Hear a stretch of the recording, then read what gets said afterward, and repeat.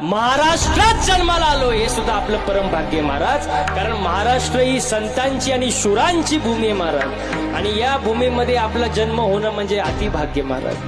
अरे ही माती कशी आहे, ही माती कशी आहे ऐका. राजे राजा ही माती कानाला लावा राजे, राजा ही माती कानाला लावा राजे. ही माती सुद्धा म्हणेल, ही माती सुद्धा म्हणेल तोफेचा आवाज येत नाही तोपर्यंत बाजी खिंडीत आहे. ही माती